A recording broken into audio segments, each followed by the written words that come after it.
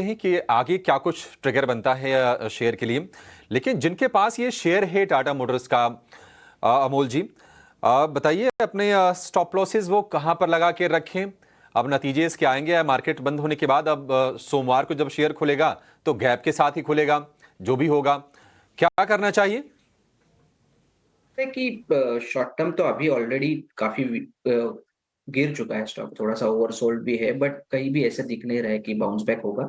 अगर कोई positional point of view से देख रहा है उसको, तो एक 610 के बीच में थोड़ा सा डीप आएगा, क्योंकि वोलाटाइल हो सकता है रिजल्ट के टाइम में। तो 610 एक इंपॉर्टेंट लेवल निकल के आ रहा है, एक रिट्रेसमेंट सपोर्ट भी दिख के आ रहा है उधर। तो 610 और 600 एक प्रॉमिसिंग सपोर्ट जोन रहेगा। उसके नीचे की क्लोजिंग ट्रेंड को और वीक करेंगे। अगर एक का पैनिक लो लग के बाउंस बैक होता है, तो मुझे लगता है वो वापस से एक टेक्निकल बाउंस बैक का भी पॉसिबिलिटी बढ़ेगा। बट क्लोजिंग बेसिस पे अगर मैं देखूं तो 610 का लेवल काफी क्रूशियल रहेगा। है कि आज टाटा मोटर्स के जो नतीजे आने वाले हैं, नतीजे किस तरह के आएंगे और क्या उम्मीदें हैं, क्या फोकस में रहेगा? सृष्टि हमारे साथ जुड़ गई हैं नतीजों का प्रीव्यू लेकर, यानी कि अनुमान लेकर। सृष्टि बताइए, क्या उम्मीदें हैं, क्या अनुमान है?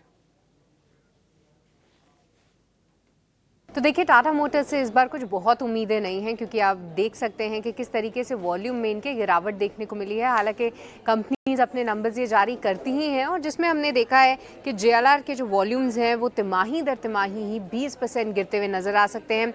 वहीं पैसेंजर व्हीकल और कमर्शियल व्हीकल की बात करें तो वहाँ पर भी इनके ओवरऑल वॉल्यूम्स में 15 से 19% की गिरावट हमने देखी है तिमाही दर तिमाही। और जी हाँ, ये सभी फैक्टर्स जो हैं इनके कंपनी के नंबर्स पर भी रिफ्लेक्ट करेंगे। जहाँ पर हम प्रॉफिट की बात करें तो साल दर साल और तिमाही दर तिमाही भी हम 40 से 60% इनके मुनाफे में गिरावट की उम्मीद कर रहे हैं, जहां पर सिर्फ वॉल्यूम्स की तरफ से ही इनको मार नहीं पड़ी है।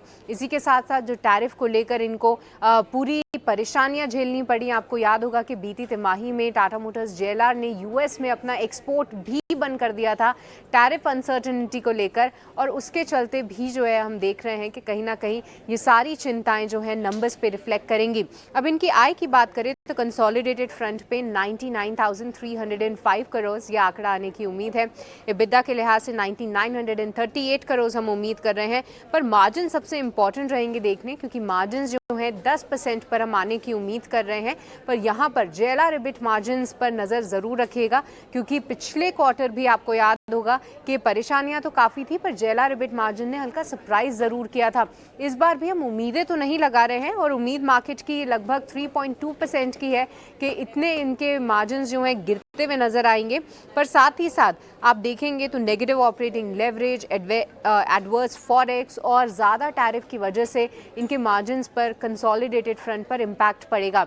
तो इस सभी फैक्टर्स जो हैं टाटा मोटर्स के नंबर्स को गिराने में शायद अपना योगदान ज़रूर दे, पर कहीं ना कहीं मार्जिन्स पर सबसे ज़्यादा फोकस रहेगा बाजार का। पर मैनेजमेंट कमेंट्री में अब जो जेएलआर के नए सीईओ बने हैं वो आगे क्या रणनीति अपनाते हैं, और साथ ही घरेलू बाजार में फेस्टिव को लेकर क्या कुछ उम्मीदें हैं डिमांड साइड पे, वो सब कुछ देखना काफ़ी इंटरेस्टिंग रहेगा।